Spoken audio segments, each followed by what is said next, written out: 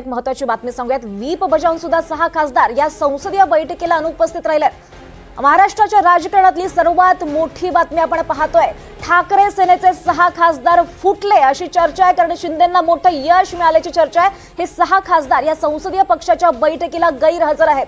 या बैठकीत फक्त अरविंद सावंत, अनिल देसाई आणि राजाभाऊ वाजे हेच उपस्थित आहेत. महाराष्ट्राच्या राजकारणात एक महत्त्वाची घडामोड घडताना आपल्याला दिसते. ठाकरे सेनेचे 6 खासदार फुटल्याची चर्चा सुरू आहे, कारण हे खासदार या बैठकीला अनुपस्थित आहेत. जे उपस्थित आहेत त्यापैकी अरविंद सावंत, अनिल देसाई, राजाभाऊ वाजे हेच नेते आहेत. आपण पाहतोय सध्याची महत्त्वाची घडामोड. त्यामुळे मिशन टायगर हे कुठेतरी सक्सेसफुल झालंय का, यशस्वी झालंय का, अशी चर्चा आता यावर शिक्कामोर्तब होताना दिसत आहे.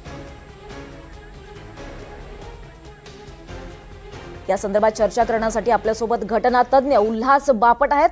उल्हास सर, स्वागत आहे आपल्या एनडीटीव्ही मराठीमध्ये. सध्याची महत्त्वाची महाराष्ट्राच्या राजकारणातली घडामोड आपण पाहतोय. 6 खासदार व्हीप बजावून सुद्धा या बैठकीला अनुपस्थित आहेत. काय नेमकी यांच्यावर कारवाई होऊ शकते? काय वळण महाराष्ट्राचं राजकारण घेऊ शकतं? खूपच कॉम्प्लिकेटेड सिच्युएशन आहे. हॅलो, ऐकू येत आहे का? हो, बोला बोला. हा, कॉम्प्लिकेटेड सिच्युएशन आहे आणि दुर्दैवाची गोष्ट अशी आहे की 4 वर्ष हा खटला सुप्रीम कोर्टापुढे पडलेला असून सुप्रीम कोर्टाने अजून त्यातल्या बेसिक गोष्टी क्लिअर केलेल्या नाहीयेत. आता 2 गोष्टी लक्षात घ्या की एक तर आपणहून पक्ष जर का सोडला तर तो डिस्क्वालिफाय होतो 10व्या शेड्यूल खाली. तर हे लोक जर का पक्षाच्या मीटिंगला आले नाहीत तर त्यांनी पक्ष सोडलाय असा त्यातनं अर्थ निघू शकतो सरळ सरळ, आणि ते 10वं शेड्यूल त्यांना लागू होऊ शकतं. हा आहे माझं मत आहे. अजून सुप्रीम कोर्टाने याच्यावर काही निकाल दिलेला नाही. दुसरी गोष्ट अशी की 10व्या शेड्यूल मध्ये हे जे मर्जर हा जो 4था पॅराग्राफ आहे याच्यामध्ये एखाद्या पक्षाने विलिनीकरण केलं तर ते विलिनीकरण होतं, पण त्याला अट अशी घातली पुढे की त्यांचे सदस्य जे आहेत त्यातले 2/3 सदस्य संमती त्याला असायला पाहिजे.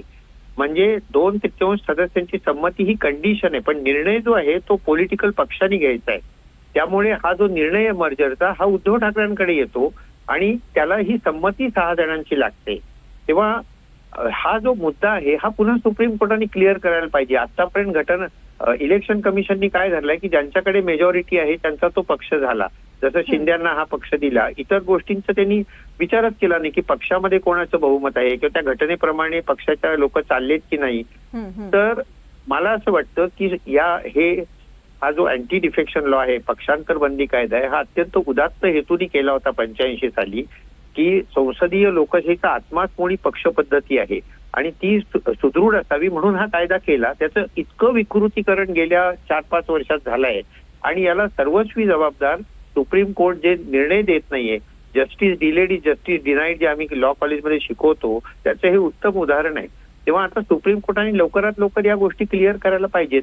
माझं मत मी तुम्हाला सांगितलं की पक्ष आपणहून सोडला तर त्या ठिकाणी तो 10वं शेड्यूल लागू होतं आणि हे जर का मीटिंगला आले नाहीत पक्षाच्या व्हीप बजावून तर त्यांनी पक्ष सोडला असा अर्थ होतो. 10वं शेड्यूल त्यांना लागू होतं. निश्चितच उल्हास सर, आणखी एक महत्त्वाचा मुद्दा तो म्हणजे आता नेमकं ठाकरेंकडे काय पर्याय आहेत, ठाकरे गटाकडे? नाही, पर्याय म्हणजे आता काय झालंय की मुळातच इतकी एथिक्सला सोडून सगळं चाललेलं आहे की ज्या पक्षाच्या चिन्हावर तुम्ही निवडून आलात, लोकांनी तुम्हाला मतं दिली नाहीयेत. आमच्या पुण्याचे जेव्हा भाजपचे खासदार निवडून येतात त्यावेळी ते त्यांना दिलेलं मत नाही, ते मोदींना दिलेलं मत आहे. तसंच इथे उद्धव ठाकरेंना दिलेलं हे मत आहे. हे असं असताना तुम्ही जर का पक्ष सोडलात तर त्याच्यामध्ये पॉलिटिकल एथिक्स तुम्ही लयाला नेताय असा त्याचा अर्थ होतो. आणि आता समोर माझ्या मते काही तसा फारसा चॉईस राहिलेला नाहीये.